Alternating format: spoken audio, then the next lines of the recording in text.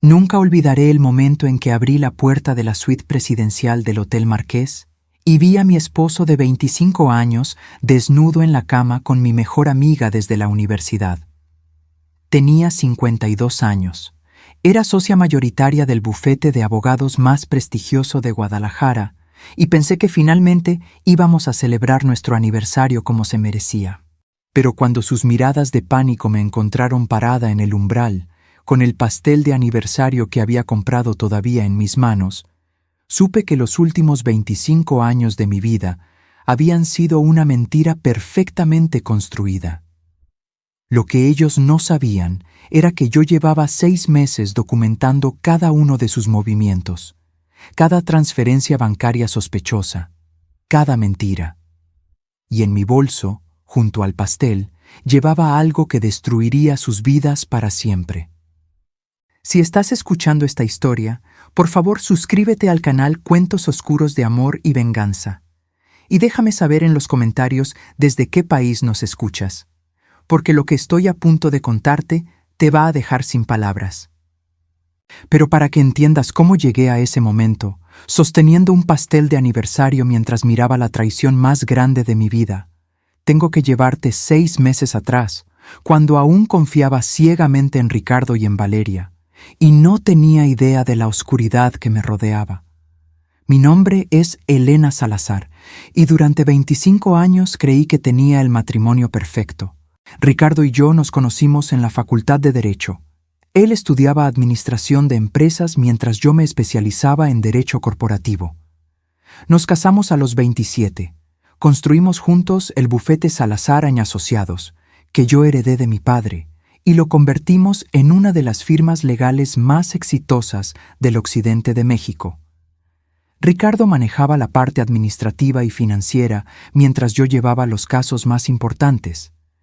Teníamos una hermosa casa en Puerta de Hierro, 2 hijos ya adultos e independientes, y lo que yo creía era una asociación sólida tanto en lo profesional como en lo personal. Él siempre fue encantador, atento con los clientes, eficiente con los números. Yo estaba tan enfocada en mi carrera, en mantener el legado de mi padre vivo, que nunca pensé en cuestionar nada.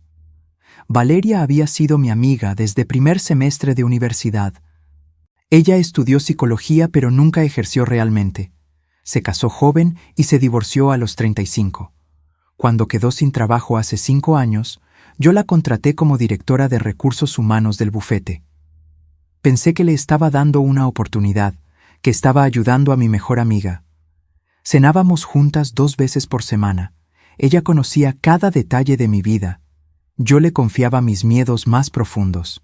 Nunca, ni por un segundo, sospeché que la mujer que lloraba en mi hombro cuando su ex esposo la dejó sería la misma que compartiría la cama con el mío. Todo comenzó a cambiar en marzo, 6 meses antes de nuestro aniversario número 25. Ricardo empezó a llegar tarde, siempre con excusas perfectamente razonables sobre reuniones con inversionistas, cenas con clientes potenciales, auditorías que requerían su atención personal.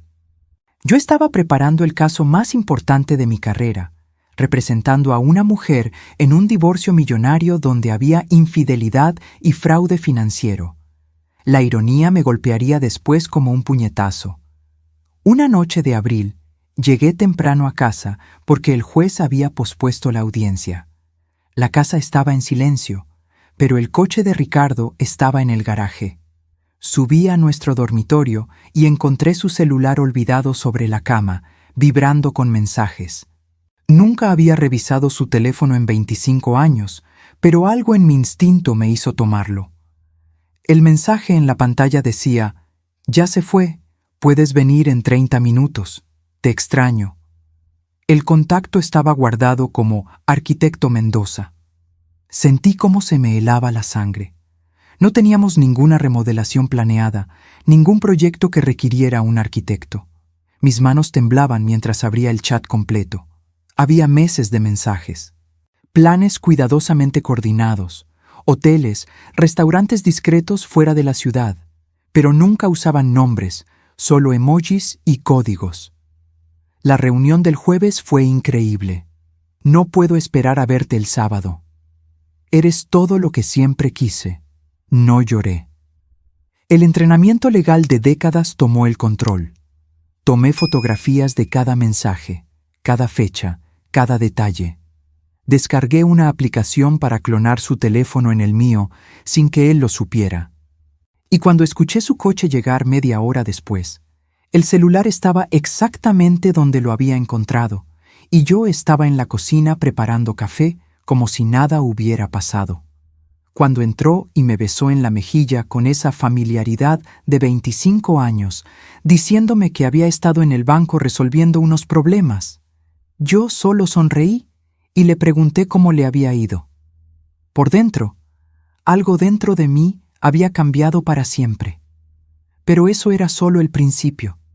Durante las siguientes 2 semanas, observé cada movimiento a través de su teléfono clonado. Los mensajes continuaban, siempre codificados, siempre discretos. Pero yo era abogada especializada en casos de fraude. Había pasado décadas descifrando mentiras más elaboradas que esta. Un martes por la tarde, mientras revisaba los mensajes más recientes, vi algo que me dejó helada. Una fotografía que Arquitecto Mendoza le había enviado. Era una selfie tomada en la oficina de recursos humanos de mi propio bufete. En el fondo se veían claramente los archivos personales, el escritorio que yo misma había elegido cuando contraté a Valeria. Amplié la imagen con manos temblorosas, un detalle en el reflejo del vidrio detrás de quien tomaba la foto, un anillo que yo conocía perfectamente. Un anillo de plata con una esmeralda que yo le había regalado a Valeria en su cumpleaños número 40. El anillo que ella me había dicho que era su posesión más preciada porque venía de su hermana del alma. La traición de mi esposo era devastadora. La traición de mi mejor amiga de 30 años era algo para lo cual no existían palabras. Pensé que iba a vomitar. Me encerré en el baño de mi oficina y dejé que salieran las lágrimas que había estado conteniendo durante semanas, pero solo por 5 minutos. Después me lavé la cara, me retoqué el maquillaje y regresé a mi escritorio. Contraté a un investigador privado esa misma tarde. Fernando Castillo, excomandante de la Policía Judicial, ahora dedicado a casos privados, discreto y letal en su eficiencia. Le di toda la información que tenía y le pedí algo específico. Necesito saber todo. ¿Cuánto tiempo llevan? ¿Dónde se encuentran? ¿Si hay más gente involucrada? Y sobre todo, necesito saber si están moviendo dinero del bufete. La última parte era crucial. Si esto era solo una aventura sórdida, era una cosa. Pero si estaban robándome además de traicionarme, eso era criminal. Y yo sabía exactamente cómo destruirlos legalmente. Fernando me miró con una mezcla de admiración y lástima cuando le expliqué con voz firme y profesional, sin un temblor, exactamente qué tipo de evidencia necesitaba para presentar una demanda blindada. Él me dijo algo que nunca olvidaré. Licenciada, en mis 30 años haciendo esto, nunca he visto a alguien mantener tanta compostura. Pero permítame decirle algo. La persona que está al otro lado de esta mesa no es la misma que va a estar cuando termine mi investigación. Y eso está bien. Algunas traiciones nos obligan a convertirnos en versiones más fuertes de nosotros mismos. Tenía razón. La verdad era mucho peor de lo que imaginaba.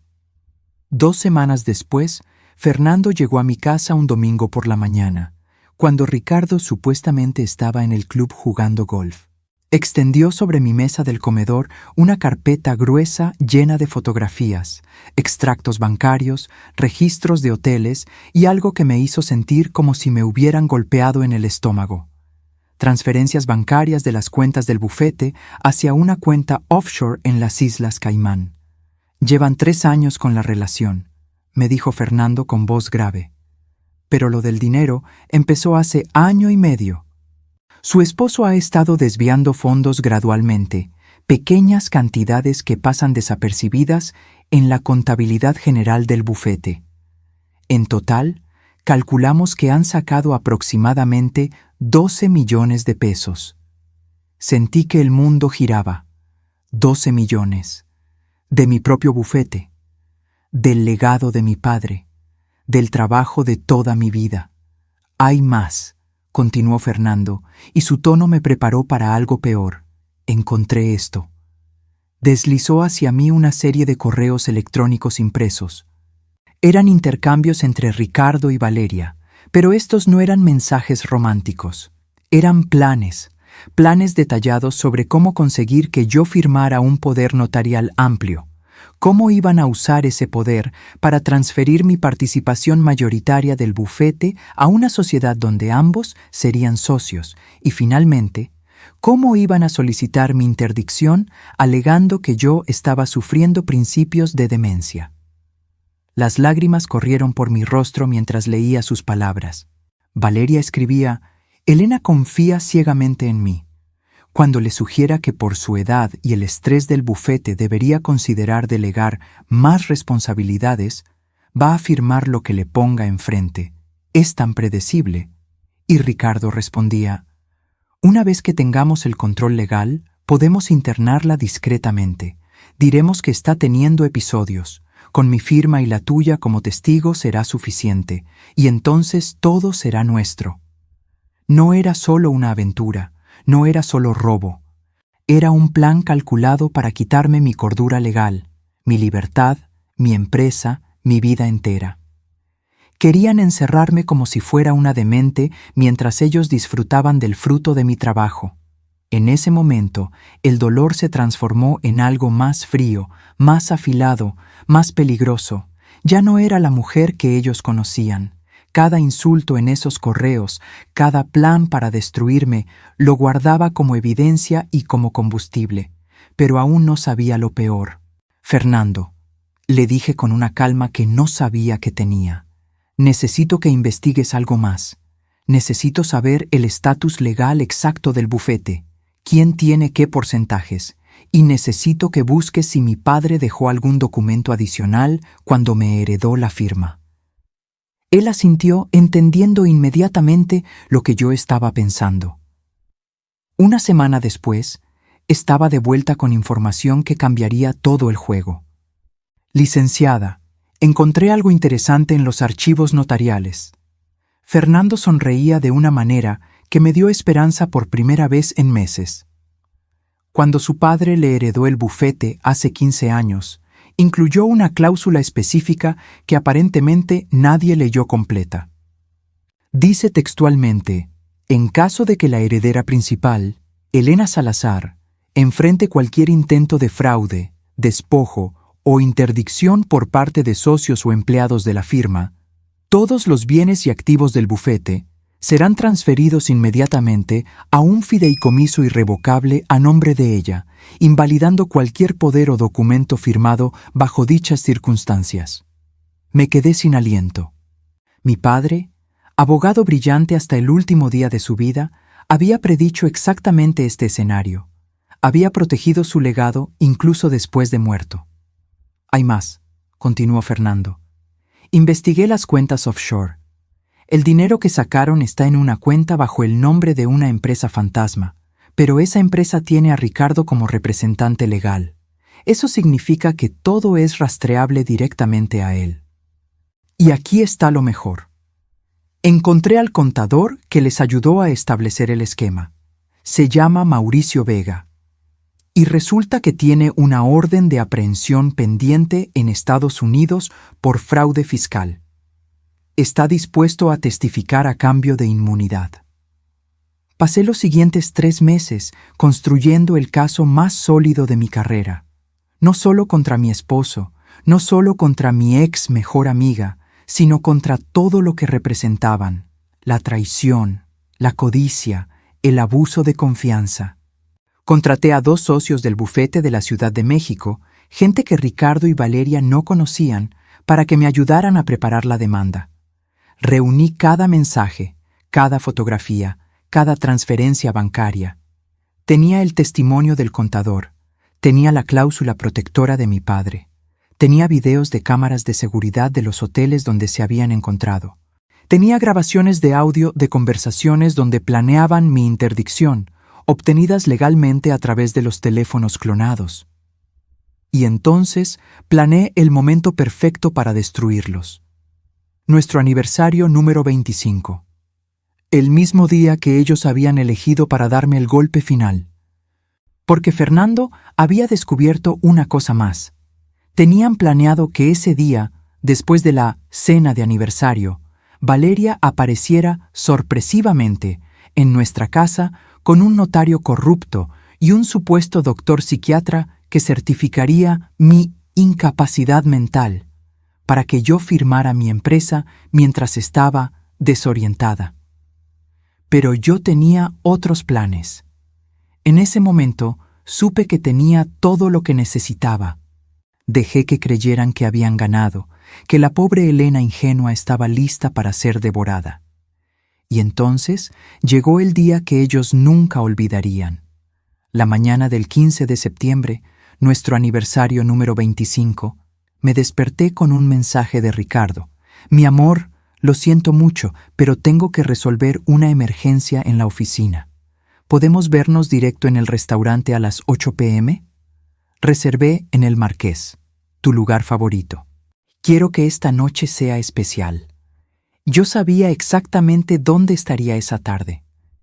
Fernando me había informado que había reservado la suite presidencial del Hotel Marqués para las 6 p.m., bajo un nombre falso. Valeria había pedido el día libre esa mañana, diciéndome que tenía una cita médica importante. Todo estaba desarrollándose exactamente como habían planeado. Pasé la mañana en mi oficina, tranquila, preparando los últimos detalles.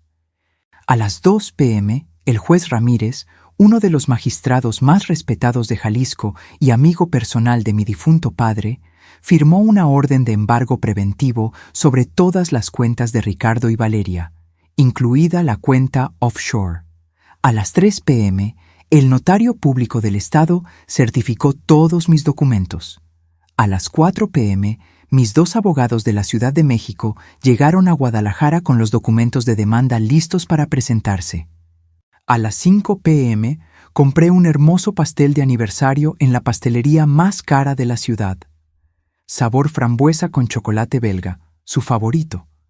Mientras la dependienta lo decoraba con el número 25 en oro comestible, yo sonreía pensando en la ironía. A las 6:30 p.m. llegué al Hotel Marqués. El gerente, a quien le había explicado la situación y mostrado las pruebas 2 días antes, me entregó una copia de la llave de la suite presidencial sin hacer preguntas. Los empleados del hotel habían sido testigos de múltiples encuentros entre Ricardo y Valeria durante meses. Estaban más que dispuestos a ayudar a ejecutar la justicia. Subí en el elevador con el pastel en las manos, mi bolso lleno de documentos legales, y 3 de los empleados de seguridad del hotel siguiéndome discretamente como testigos.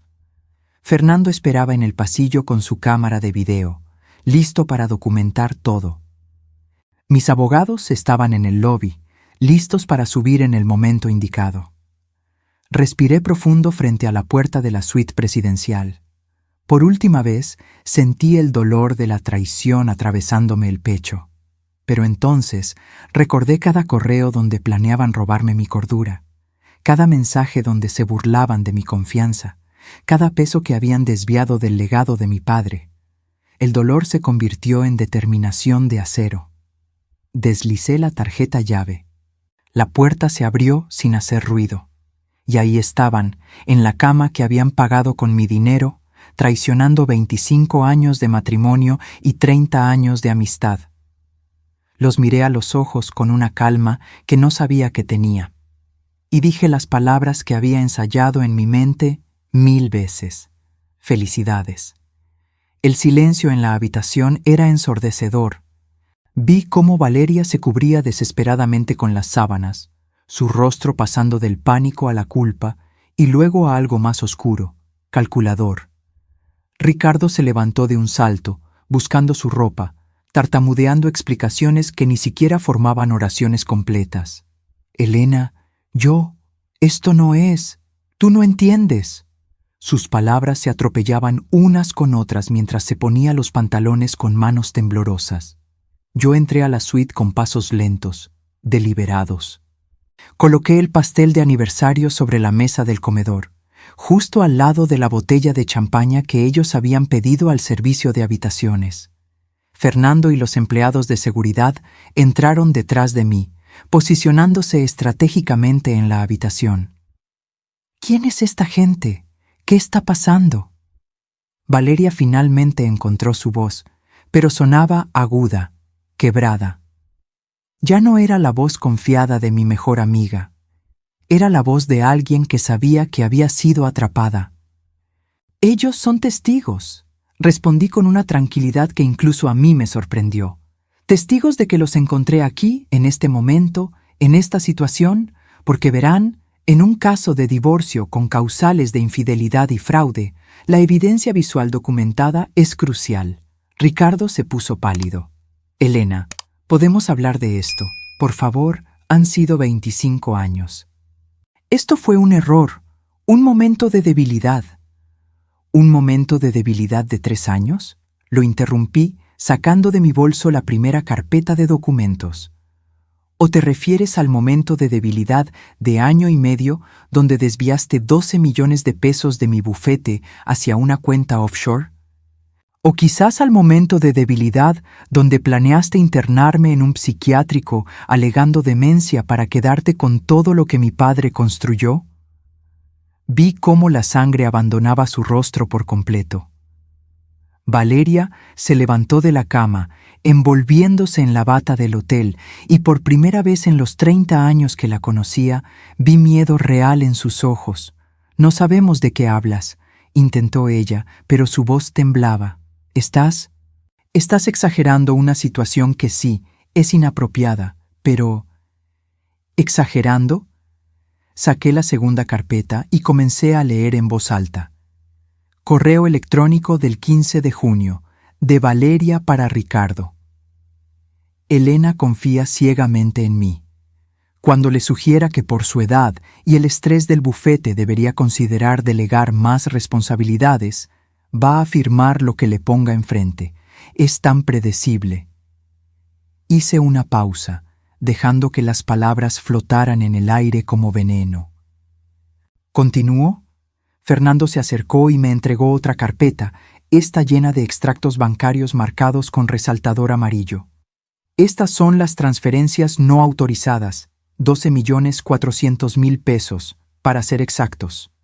Todas rastreables a la cuenta bajo el nombre de la empresa Servicios Integrales del Pacífico, de la cual Ricardo es representante legal. Tenemos el testimonio certificado de Mauricio Vega, el contador que les ayudó a establecer el esquema, quien está dispuesto a declarar en corte a cambio de inmunidad. Eso es una mentira, tartamudeó Ricardo, pero ya no había convicción en su voz. Sabía que habíamos hecho la tarea. Ese contador está mintiendo. Probablemente tú lo sobornaste. Mis abogados eligieron ese momento para entrar a la suite. El licenciado Alejandro Torres y la licenciada Patricia Mendoza, 2 de los litigantes más temidos de la Ciudad de México, entraron con portafolios de piel y la autoridad de quien ha ganado cientos de casos similares. «Buenas noches», dijo el licenciado Torres con una sonrisa fría. Somos los representantes legales de la licenciada Elena Salazar en el proceso de divorcio y la demanda criminal que se presentará mañana a primera hora. Queremos entregarles personalmente estos documentos. Patricia extendió 2 sobres manila gruesos, uno para Ricardo y otro para Valeria. Demanda de divorcio necesario por causales de infidelidad, con solicitud de reparación del daño moral por un monto de 20 millones de pesos, recitó con voz profesional.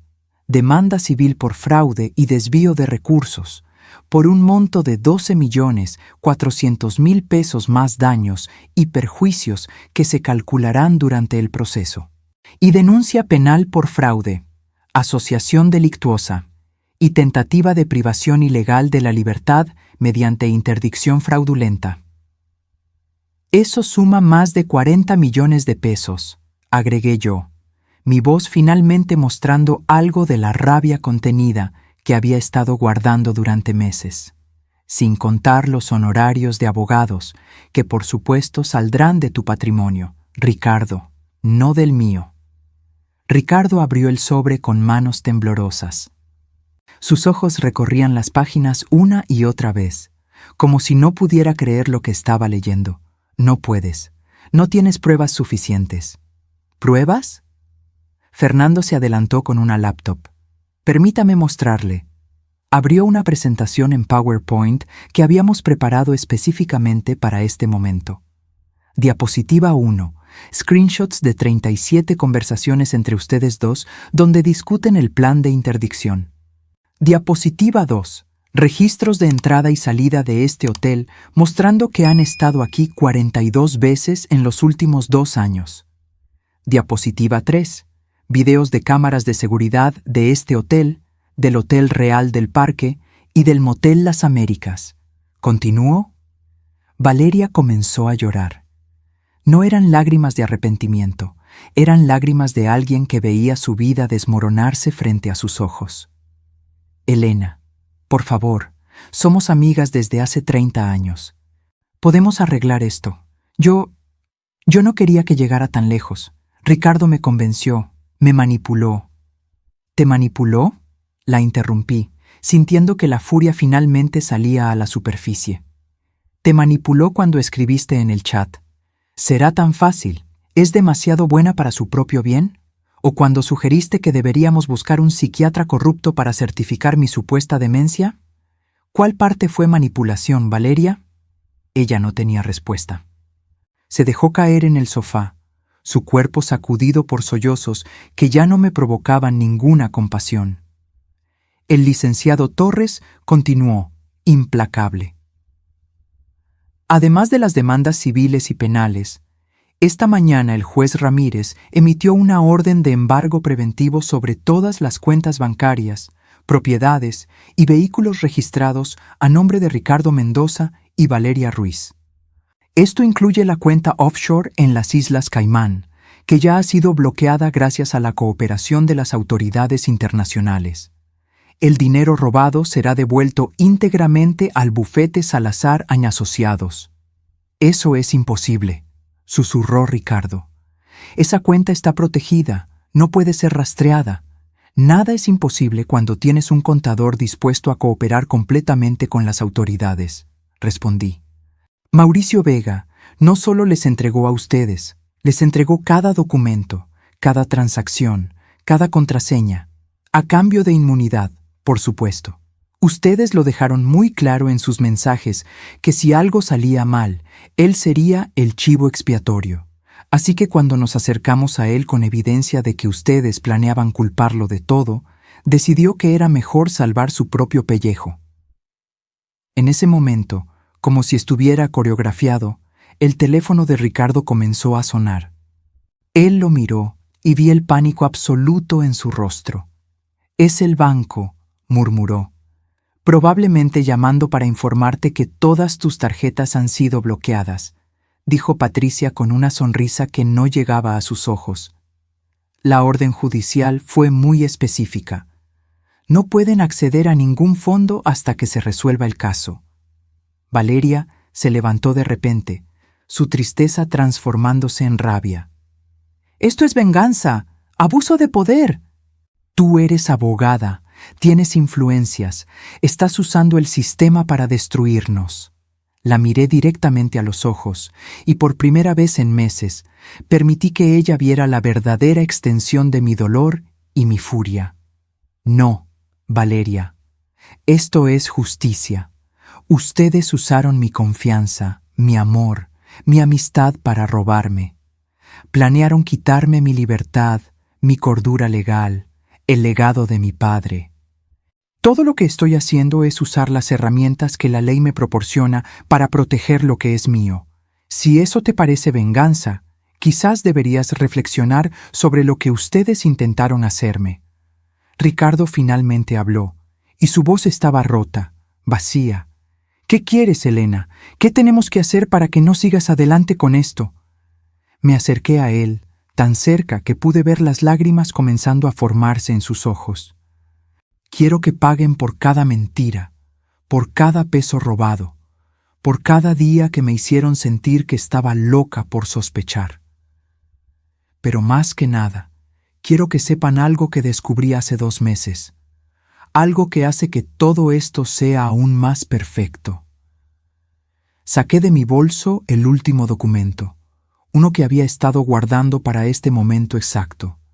¿Recuerdan la cláusula que mi padre incluyó cuando me heredó el bufete? ¿Esa que nadie leyó completa? Permítanme refrescarles la memoria. Leí en voz alta, saboreando cada palabra, en caso de que la heredera principal, Elena Salazar, enfrente cualquier intento de fraude, despojo o interdicción por parte de socios o empleados de la firma, todos los bienes y activos del bufete serán transferidos inmediatamente a un fideicomiso irrevocable a nombre de ella, invalidando cualquier poder o documento firmado bajo dichas circunstancias. Hice una pausa, dejando que comprendieran la magnitud de lo que acababa de leer. Mi padre los vio venir desde hace 15 años. Sabía que algún día alguien intentaría quitarme lo que era mío, y se aseguró de que fuera legalmente imposible. Ese fideicomiso se activó automáticamente el momento en que presenté la denuncia de fraude esta mañana. Incluso si de alguna manera lograran convencer a un juez de que yo estoy incapacitada mentalmente, cosa que no van a lograr porque tengo evaluaciones psicológicas recientes certificando mi plena capacidad, no podrían tocar ni un solo peso del bufete. Vi cómo la realidad los golpeaba como una ola. Todo su plan, 3 años de mentiras y traición, había sido por nada. Menos que nada, porque ahora enfrentaban cargos criminales, demandas millonarias y el escándalo público que destruiría sus reputaciones para siempre. Hay una cosa más, dije, sacando mi teléfono. Hace 1 hora, envié un comunicado de prensa a los principales medios legales y de negocios de Jalisco, informando que el bufete Salazar & Asociados ha descubierto un fraude interno y está tomando acciones legales contra los responsables.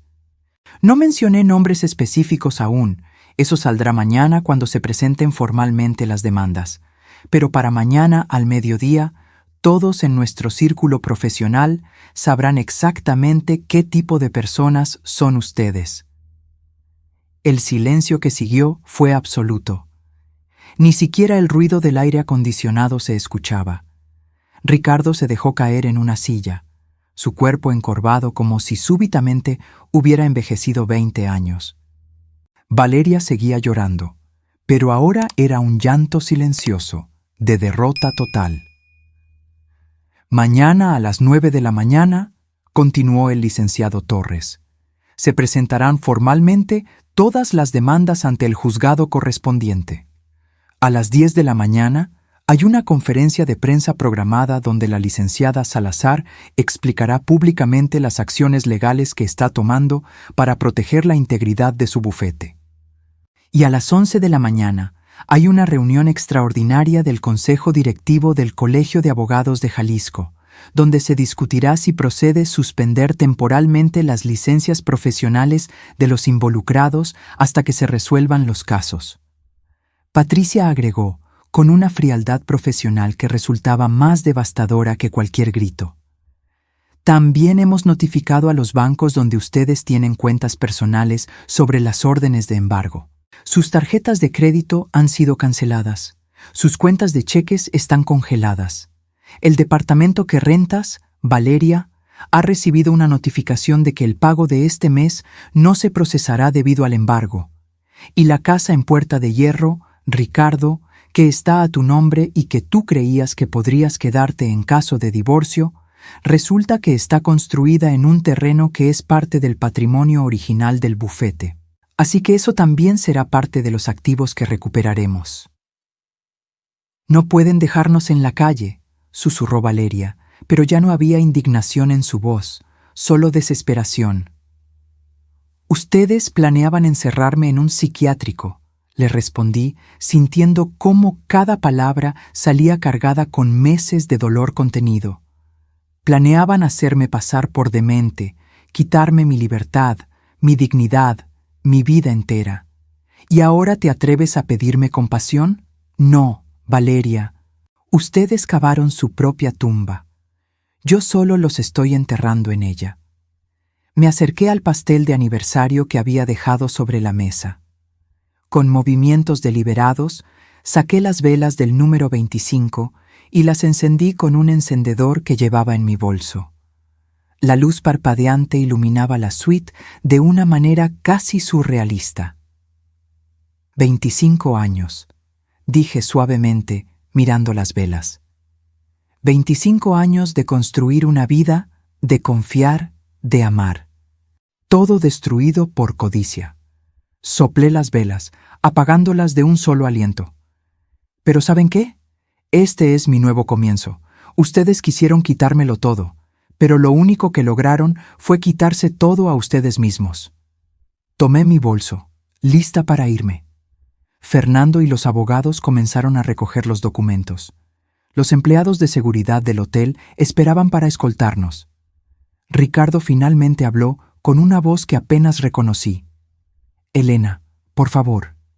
20 millones de pesos en daño moral. Nos va a destruir financieramente para siempre. Tengo 60 años. No voy a poder recuperarme de esto.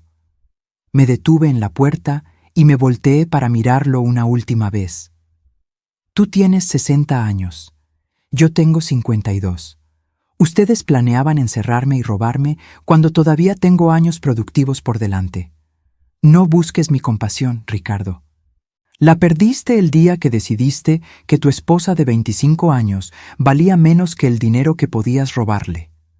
Nos veremos en la corte, dije como despedida. Y salí de esa suite presidencial con la cabeza en alto, dejando atrás 25 años de matrimonio y 30 años de amistad, pero llevando conmigo mi dignidad, mi empresa y la satisfacción de saber que la justicia, aunque tarde, finalmente había llegado. Pero hay algo que aún no les he contado, algo que hace que esta historia sea aún más irónica y devastadora para ellos.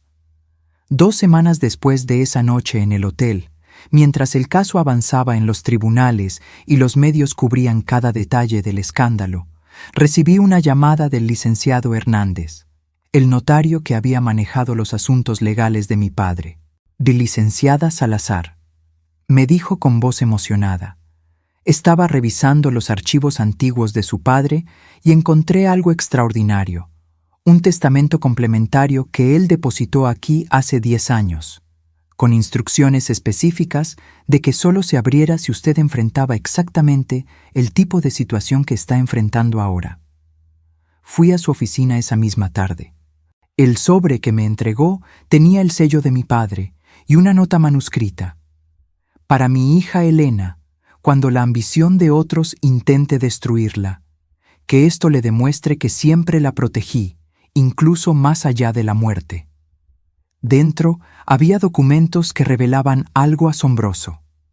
Mi padre, en sus últimos años de vida, había estado invirtiendo discretamente en bienes raíces a través de fideicomisos bajo nombres de empresas que yo nunca había escuchado. Propiedades en Guadalajara, Ciudad de México, Monterrey y Puerto Vallarta. El valor total del portafolio era de aproximadamente 85 millones de pesos. Pero lo más impactante era la carta adjunta. Elena, si estás leyendo esto es porque alguien intentó quitarte lo que es tuyo, probablemente tu esposo, porque nunca confié completamente en ese hombre aunque fuera encantador. Estas propiedades son tuyas, siempre lo fueron, pero las mantuve ocultas específicamente para este momento. Nunca dependas solo de lo que todos saben que tienes. La verdadera seguridad está en lo que guardas en secreto. Te amo y siempre estaré cuidándote, papá. Cuando Ricardo y Valeria se enteraron de esto durante el proceso judicial, fue devastador para ellos. Resulta que todo su plan, todo el fraude, los 3 años de traición, los 12 millones que robaron, todo había sido por una fracción de lo que yo realmente tenía.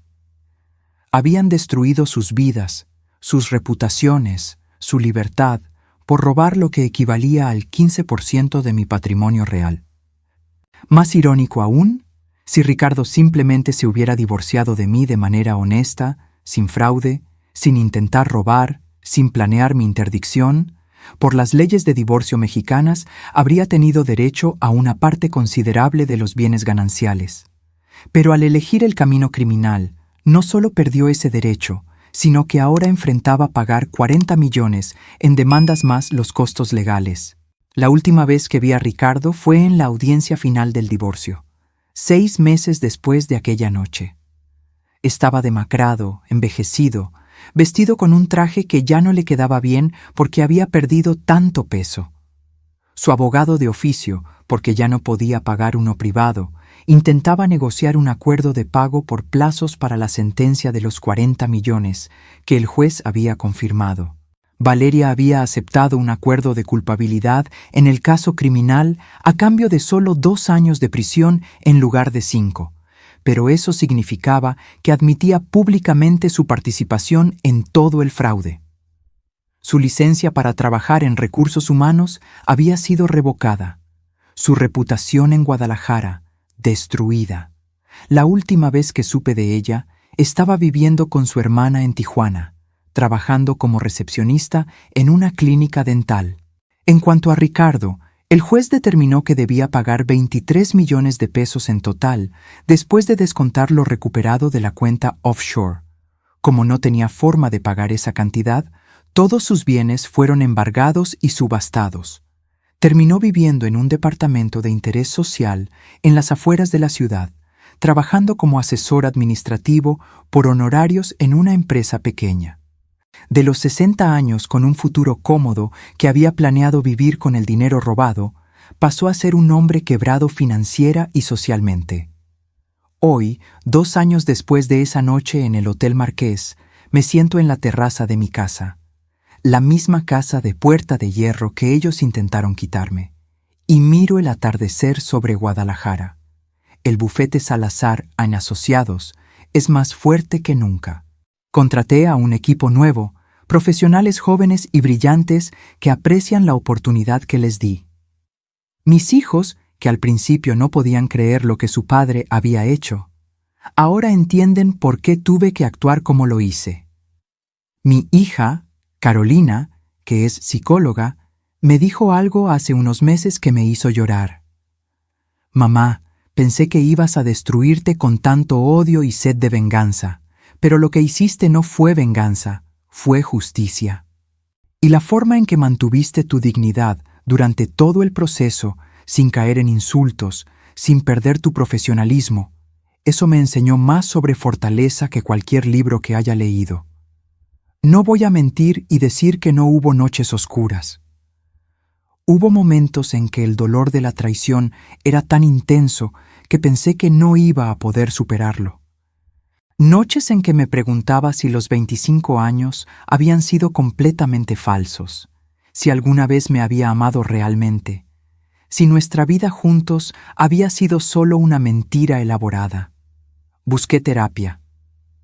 Una excelente psicóloga me ayudó a entender que el dolor que sentía era válido, que estaba bien estar furiosa, que no tenía que perdonar para poder sanar. Me enseñó que la justicia y la sanación podían caminar juntas, que buscar que pagaran por lo que hicieron no me hacía mala persona, me hacía humana. Mis amigos verdaderos, los que permanecieron a mi lado durante todo el escándalo, me demostraron que no toda amistad es traición esperando a suceder. Fernando, el investigador privado, se convirtió en un amigo cercano. De hecho, ahora trabaja de tiempo completo para el bufete, dirigiendo nuestro departamento de investigaciones forenses. El dinero que recuperé del fraude lo reinvertí en el bufete. Las propiedades que mi padre me dejó en secreto las convertí en un fideicomiso para mis hijos y futuros nietos, asegurándome de que nunca dependan completamente de una sola persona o de una sola fuente de ingresos. Aprendí la lección que mi padre intentó enseñarme. La verdadera seguridad está en la diversificación y en la preparación. Hace 3 meses, el Colegio de Abogados de Jalisco me otorgó un reconocimiento por integridad profesional y defensa del Estado de Derecho. Durante mi discurso de aceptación, hablé sobre la importancia de usar las herramientas legales para protegernos de quienes abusan de nuestra confianza. Muchas mujeres se acercaron después a contarme sus propias historias de traición financiera y legal por parte de esposos o familiares. Algunas me pidieron ayuda, y ahora el bufete tiene un departamento especializado en fraude familiar, ofreciendo consultas pro bono para mujeres en situaciones similares. Al final, aprendí algo fundamental. El verdadero valor de una persona no está en cuánto puede acumular, sino en cómo actúa cuando alguien intenta quitarle lo que es suyo. No me arrepiento de nada de lo que hice. No me arrepiento de haber sido meticulosa, estratégica, implacable en buscar justicia. Porque no lo hice solo por mí, lo hice por el legado de mi padre, por mis hijos, por todas las mujeres que son subestimadas y traicionadas por quienes deberían protegerlas. Hoy, cuando miro atrás, no siento odio. Siento una mezcla de tristeza por lo que pudo haber sido y orgullo por cómo manejé lo que fue. Siento gratitud por haber tenido la fuerza, la inteligencia y los recursos para defenderme. Y siento paz, una paz profunda que viene de saber que hice lo correcto, que usé el sistema de justicia exactamente para lo que fue diseñado: proteger a los inocentes y castigar a los culpables. La justicia a veces llega tarde, pero cuando llega, llega completa. Y eso, al final del día, es lo único que realmente importa. Si esta historia te impactó tanto como a mí vivirla, por favor déjame un me gusta. Suscríbete a Cuentos Oscuros de Amor y Venganza para más historias como esta. Y cuéntame en los comentarios, ¿habrías hecho lo mismo que yo? ¿Conoces alguna historia similar? ¿Crees que fui muy dura o que hice exactamente lo que debía hacer? Tu opinión me importa mucho.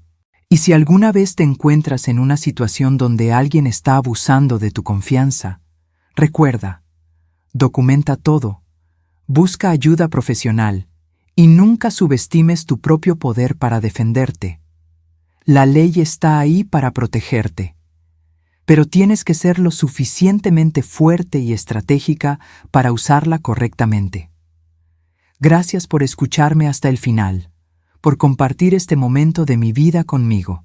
Y recuerda siempre, la justicia puede tardar, puede ser dolorosa, puede requerir paciencia infinita, pero cuando finalmente llega, vale cada lágrima, cada noche en vela, cada momento de duda.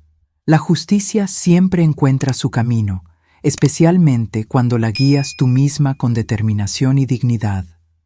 Nos vemos en la próxima historia, y que nunca tengas que vivir una traición como la mía, pero si la vives, que tengas la fuerza para enfrentarla como yo lo hice,